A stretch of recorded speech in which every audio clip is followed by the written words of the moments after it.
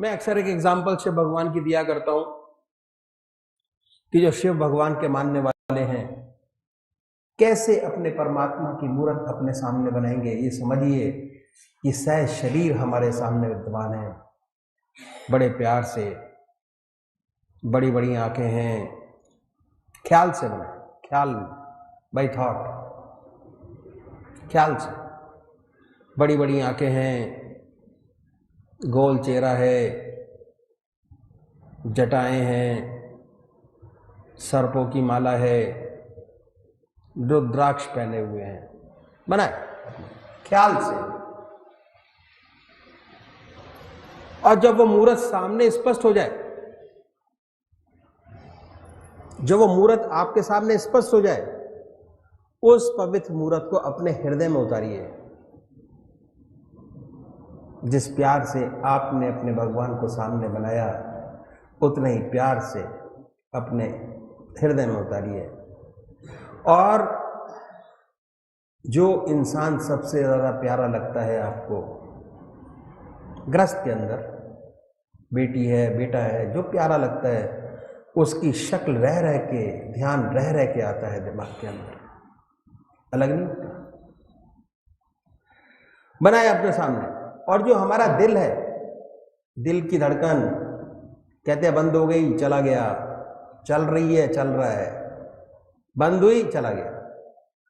उस दिल की धड़कन में जो आपका नाम है, उसको हर धड़कन पर सुनने की कोशिश करें। ओम नमो शिवाय, बड़े प्यार से ओम नमो शिवाय। इतने प्यार से इस काम को करना है कि जब तक आप पूजा अर्चना करते हैं, आधा घंटा सुबह, आधा घंटा सायंकाल, आधे घंटे का टाइम निश्चित कर दिया। सबको करना चाहिए, चाहे वो संसारी हो, चाहे वो गृहस्थी हो, चाहे वो सन्यासी हो, किसी भी धर्म का मानने वाला हो, क्योंकि परमात्मा ने हमें विवेक बुद्धि दी, कर्म करने का अधिकार दिया, जो चाहते हम कर लेते हैं। इसलिए ये उसकी बड़ी महती कृपा है हमारे ऊपर, बड़ी महती कृपा है कि उसको मान सकते हैं, उसको जान सकते हैं, उसको पहचान सकते हैं। दिल की हर धड़कन पर बड़े प्यार से उस नाम को लेना है जो आपका इष्ट है, जिसकी मूर्त आपके सामने बनी हुई है। बनाए। और जब वो मूर्त स्पष्ट हो गई तो हृदय में उतार लिया। पर एक बात का ख्याल रखना है कि जब भी ये काम करें, देखिए हम संसारी लोग हैं, संसार में बहुत सारा काम करते हैं, कोई 60 साल, कोई 70 साल, कोई 80 साल, सारे ही गृहस्थ का काम करते हैं। तो जैसे ही हम इस कंसंट्रेशन में बैठेंगे, ध्यान में बैठेंगे, चित्त को एकाग्र करने की कोशिश करेंगे, ध्यान, कंसंट्रेशन ऑफ माइंड, चित्त की एकाग्रता, मन को एक ओर लगाने की कोशिश करेंगे, तो ऐसे तरह तरह के विचार हमारे सामने आएंगे जो जिंदगी में कभी सोचे भी नहीं होंगे। आते, नेचुरल है। ऐसे बड़े बड़े विचारों के पहाड़ आपके सामने आएंगे कि आप घबरा जाएंगे सोच के। पर हमें घबराना नहीं है। जैसे वो विचार हमारे सामने आए, उन विचारों को अपने दिमाग से हटाइए, फिर दोबारा अपने इष्ट के विचार में लगिए, दोबारा फिर हटाइए, फिर अपने इष्ट के विचार में लगिए, फिर हटाइए, फिर अपने। अगर छोड़ देंगे तो छूट जाएगा। अभ्यास। जितने हमारे कर्म हैं आज, सिगरेट पीने की आदत एक दिन में थोड़ी बनी है, 20 साल से पीते चले आ रहे हैं, और आदत इतनी पक्की हो जाती है कि अगर डॉक्टर कहता है कि इसको छोड़ो तो कहते हैं भाई इसकी दवाई दे दो। अब तो भैया साथ जाएगी। बहुत लोगों से मैंने इस चीज को सुना है कि साथ जाएगी। शराब पीने वाला आदमी पीते पीते इतना पक्का हो जाता है, इतना पक्का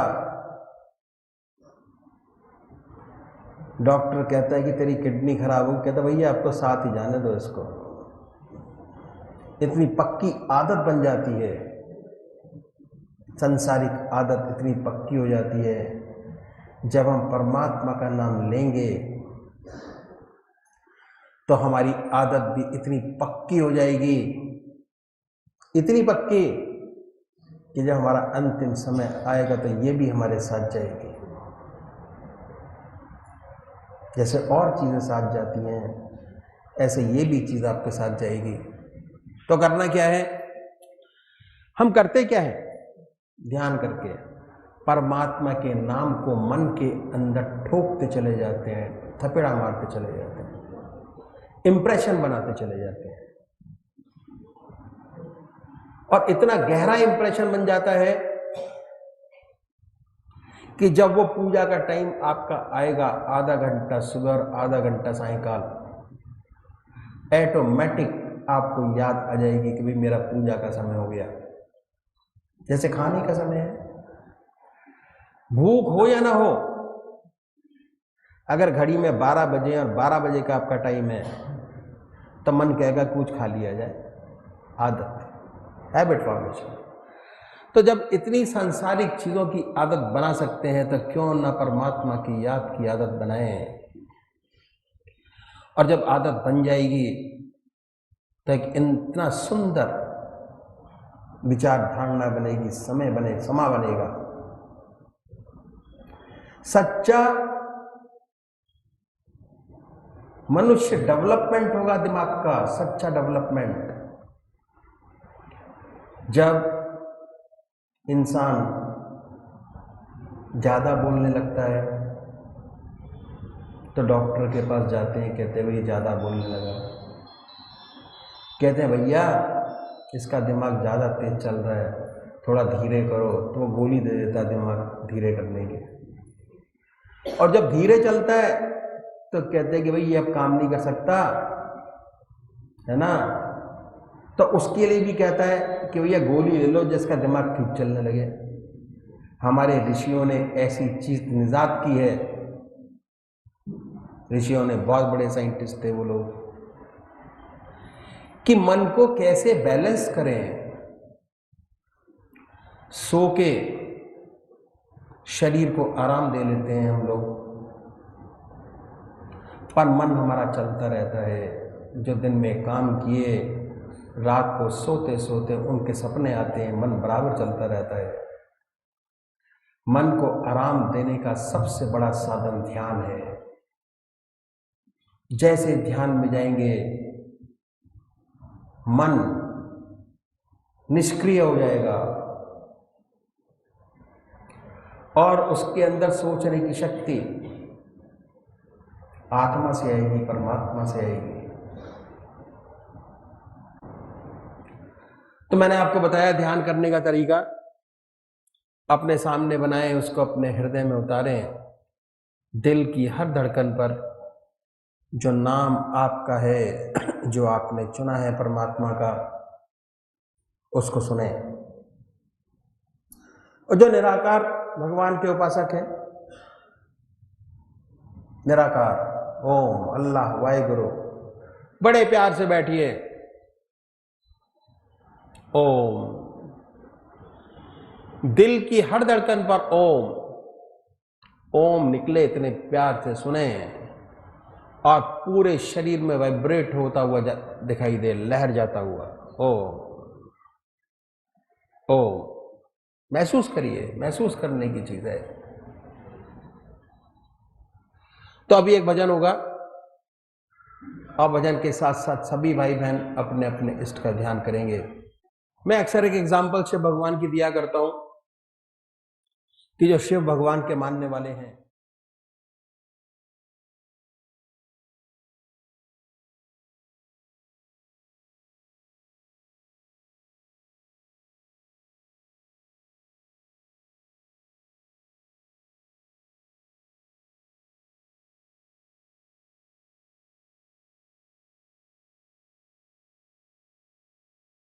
ध्यान मूलम् गुरुर् मूर्ति पूजा मूलम् गुरुपदम्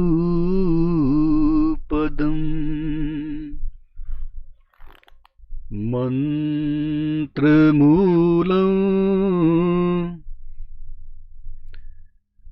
गुरुर्वाक्यम्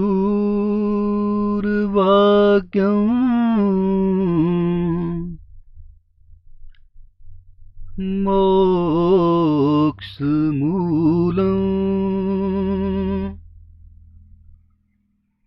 गुरु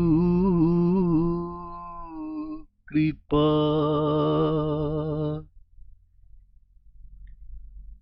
मोक्षमूलम् गुरु कृपा।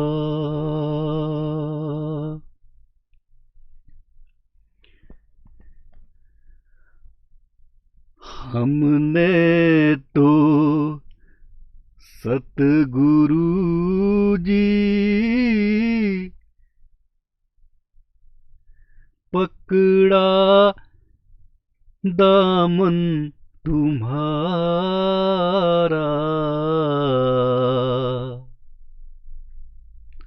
तू आसरा हमारा, तू आसरा हमारा। हमने तो सतगुरु जी पकड़ा दामन तुम्हारा, तू आसरा हमारा, तू आसरा हमारा, तू आसरा हमारा,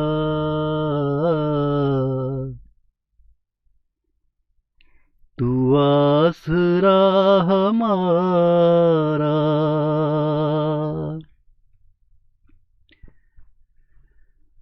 प्रहलाद के सहाई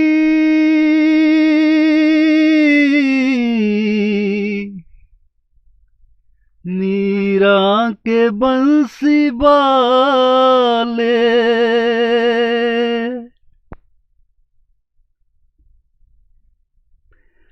प्रहलाद के सहाई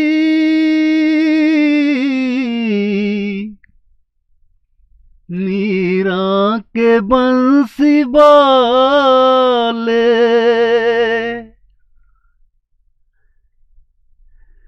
भक्तों के दाता तूने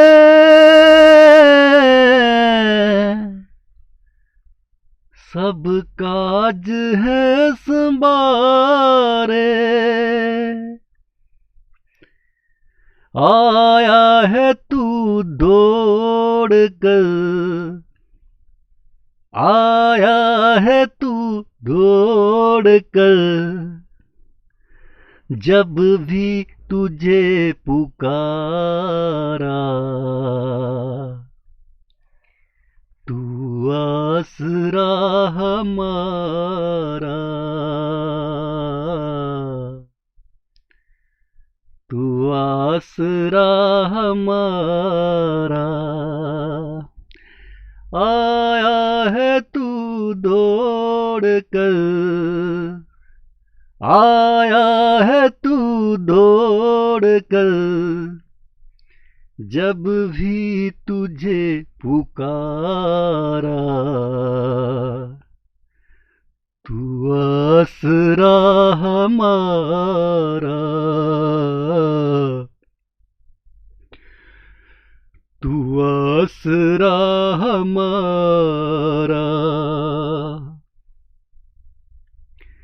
हमने तो सतगुरु जी पकड़ा दामन तुम्हारा,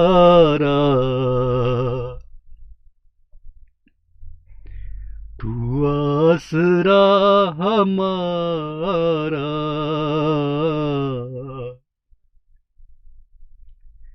तू आसरा हमारा।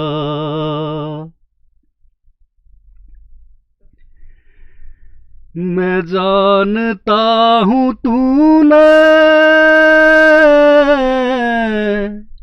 शबरी के बैर खाए,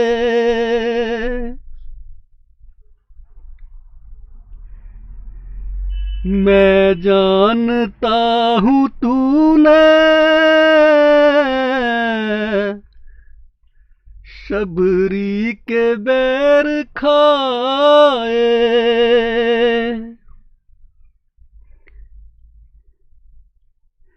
कभी भक्त सुदामा के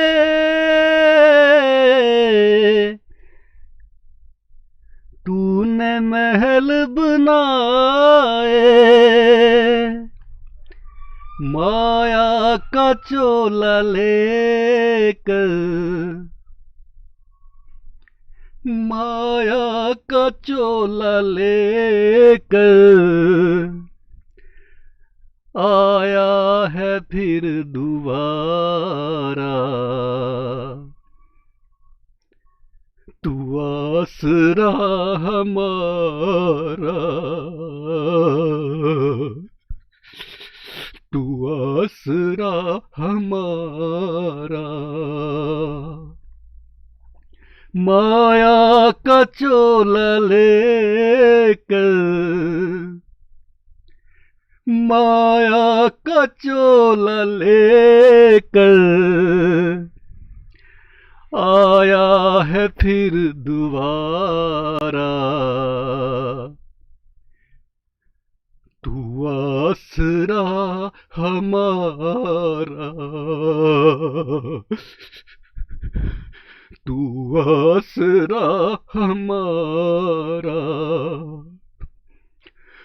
हमने तो सतगुरु जी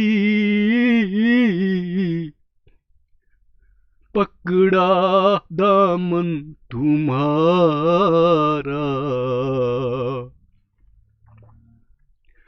तू आसरा हमारा,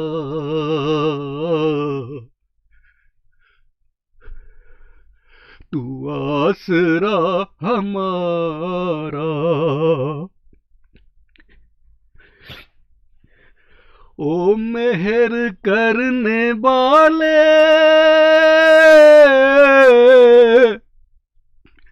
हम पर भी मेहर करना।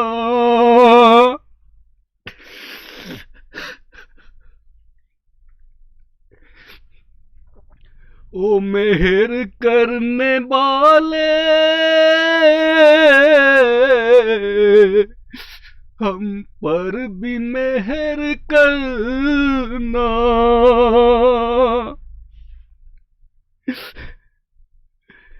करके नजर दया की दीनों की झोली भरना। मेरी ये आरज़ू है, मेरी ये आरज़ू है, दर छूटे ना तुम्हारा। तू आसरा हमारा,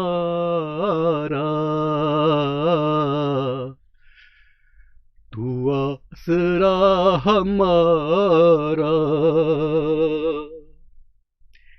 मेरी ये आरज़ू है, मेरी ये आरज़ू है, छूटे न दर तुम्हारा। तू आसरा हमारा, तू आसरा हमारा। हमने तो सतगुरु जी पकड़ा दामन तुम्हारा, तू आसरा हमारा, तू आसरा हमारा। ओम।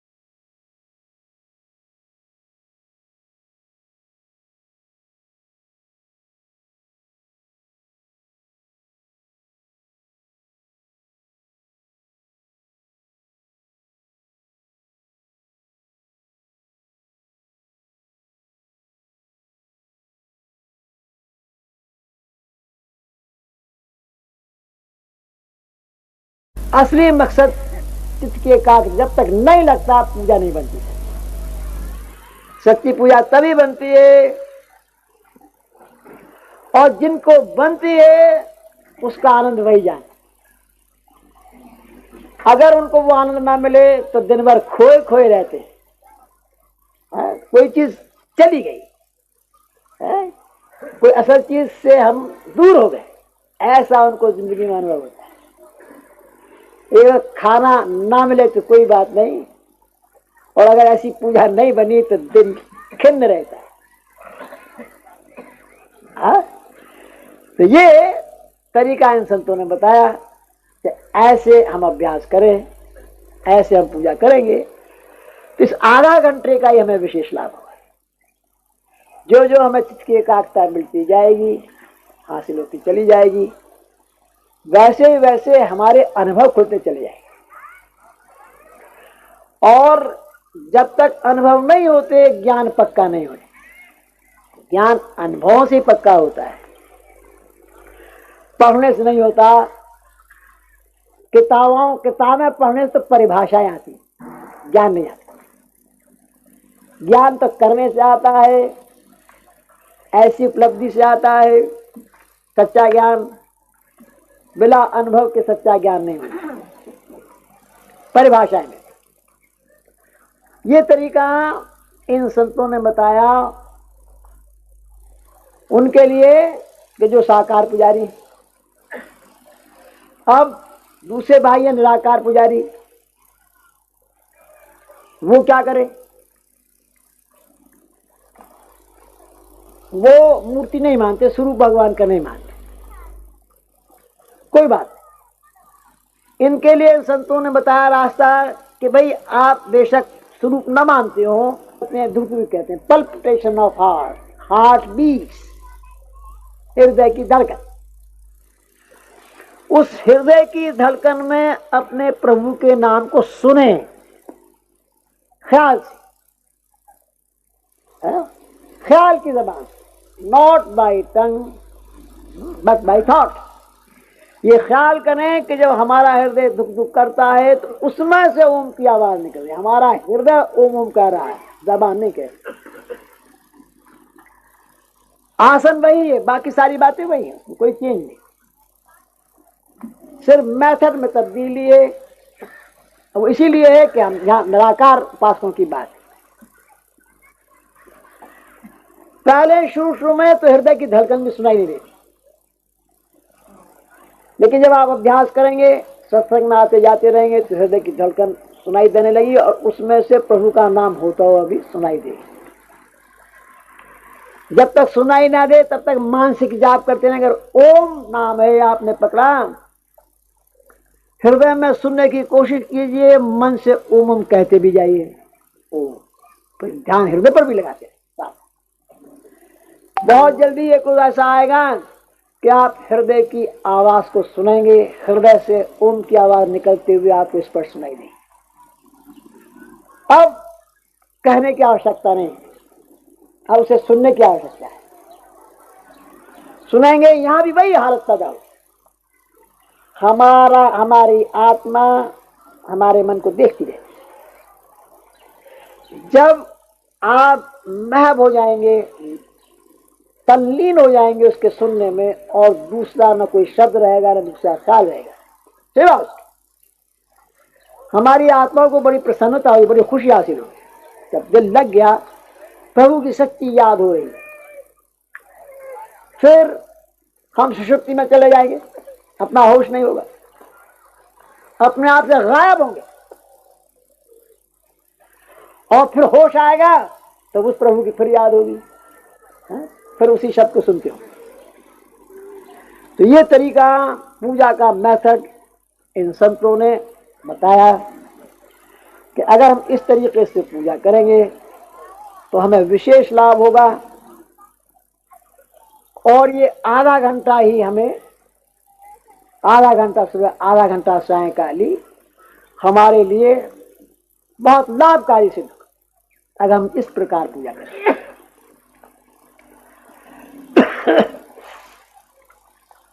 अब इस तरीके के बारे में कुछ प्रश्न किए जाते हैं। मैं जो विशेष विशेष प्रश्न किए जाते हैं एक आध आपके सामने रखूंगा। अगर कोई भाई और कुछ पूछना चाहेंगे तो पूछेंगे। सबसे बड़ा जो प्रश्न किया जाता है, जो इंटेलिजेंसिया बहुत पढ़े लिखे लोग करते हैं, और वो ये है कि आप ध्यान करने का तरीका बताते हैं। तो ऐसा मालूम होता है कि आपका जो रास्ता है ध्यान योग का है। बिल्कुल सच्ची बात है। ध्यान करने का तरीका बताते हैं तो ध्यान योग तो है ही है। ध्यान योग का जो अथॉरिटी सबसे बड़ी पतंजलि महाराज की कहते हैं। पतंजलि महाराज ध्यान योग की अथॉरिटी है। और पतंजलि महाराज ने जहां ध्यान करने का तरीका बताया तो उन्होंने ये बताया है, सिद्धासन से बैठे साधक, उसका कुशा का आसन हो, पृथ्वी से 5 उंगल ऊंचा हो, कुशा बिछी हो, पवित्र वस्त्र हो, मृगशाला हो, फिर बैठे सिद्धासन से बैठे, नासिका के अग्रभाग को देखे, भाव के बीच में ध्यान लगाए। ये तरीका बताया पतंजलि महाराज। और गीता में भगवान कृष्ण ने भी यही तरीका बताया कि साधक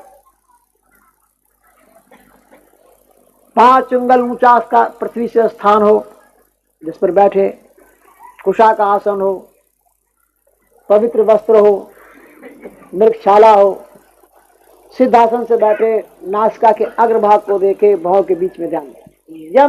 नियम का पालन, ब्रह्मचर्य का पालन, आसन की सिद्धि, प्राणायाम की सिद्धि, प्रत्याहार, ध्यान, धारणा, ध्यान, समाधि, 7वां ध्यान है। ये सब सिद्ध हो जाने के बाद फिर ध्यान करें। जब ये सिद्ध हो गया तो अब ध्यान लगाइए यार, तो कोई हर्ज नहीं। आ गया ब्रह्मचर्य पर बड़ा भारी दोष। ब्रह्मचर्य ऐसे भगवान कृष्ण ने जहां ये अभ्यास करने का तरीका बताया है, उससे पहले ये कहा है कि ऐसा साधक, माता पिता का ब्रह्मचर्य भी बड़ा ऊंचा रहा, वो इस अभ्यास को कर सके। तो अब हम अगर पढ़ के, गीता पढ़ के, पतंजलि योग को पढ़ के अभ्यास करने लगे और उसकी जो प्री रिक्विजिट्स हैं उस पर ध्यान न दें तो फायदे की जगह नुकसान हासिल होगा। फ्लेक्सिबिलिटी होगी कि आप उस स्ट्रेन को बर्दाश्त कर लें और आपकी प्राणवायु मस्तिष्क में बैठ जाएगी, जो उसका आशय। जो अभ्यास किया जाता है इसीलिए किया जाता है कि हमारी प्राणवायु हमारे मस्तिष्क में ऊपर के चक्रों में बैठती चली जाए और बढ़ जाए। लेकिन अगर ब्रह्मचारी नहीं है तो क्या हुआ कि हमारी नर्व में वो फ्लेक्सिबिलिटी नहीं है, वो लोच नहीं है, तो नर्वस ब्रेकडाउन हो जाए। और अक्सर नर्वस ब्रेकडाउन के बहुत से केसेस ऐसे मिलते हैं कि जो किताबें पढ़ के या ऐसे ये अभ्यास करना प्रारंभ, किसी सुन के अभ्यास करना प्रारंभ, बिना गाइडेंस के अभ्यास करना प्रारंभ करते, क्योंकि हमारा रास्ता गृहस्थी का है, पूर्ण ब्रह्मचर्य का सवाल पैदा नहीं होता। इसलिए हमारे बुजुर्गों ने, हमारे सदगुरुओं ने कहा कि नहीं, हम हृदय से करेंगे, हृदय से अभ्यास करेंगे। अब हृदय में ध्यान कीजिए। जब आप हृदय की तरफ निगाह करेंगे तो आपकी निगाह नीचे है, हृदय की तरफ। मस्तिष्क पर कोई स्ट्रेन नहीं, कोई दबाव नहीं। और ये खास तौर से बताया जाता है कि भाई ध्यान में कभी स्ट्रेन नहीं करना चाहिए। आनंदमय अवस्था बना के बैठिए, ये सोच के बैठिए कि हे प्रभु, मैं तेरे चरणों में विश्राम चाहता हूं, शांति चाहता हूं, तेरे चरणों में मैं विश्राम चाहता हूं। मन से लड़ाई मत लड़िए, उसको प्यार से समझाइए, प्यार से समझा के उधर लगाइए। हृदय हृदय से, तो निगाह नीची है, कोई खतरा नहीं किसी किसी, कोई नर्वस ब्रेकडाउन कभी नहीं होने वाला। और हृदय वो स्थान है कि जहां से खून का दौरान हमारे सारे शरीर में होता है, ब्लड का पंपिंग स्टेशन। अगर हृदय राम नाम से रंग जाए और राम नाम से रंगा हुआ ये खून हमारी नसों और नाड़ियों में जाएगा तो हमारे शरीर के हर छिद्र से परमात्मा का नाम जारी हो जाएगा। इसका विशेष लाभ। और दूसरी बात क्या है कि heart is the centre of all feelings. जितनी भावनाएं हृदय से पैदा होती, अच्छी और बुरी, अगर हृदय राम नाम से रंग जाए तो फिर हृदय में अच्छी ऊंची ऊंची भावनाएं पैदा होती है। परोपकार, भक्ति भाव, नम्रता का भाव पैदा होता है। नम्रता, ह्यूमिलिटी, भक्ति भाव, ऐसे सुंदर गुण पैदा होते। और इन गुणों की अध्यात्म तो आवश्यकता ही है, दुनिया में भी आवश्यकता है। ऐसा विनयशील पुरुष जहां जाएगा हर व्यक्ति उसकी कदर करेगा।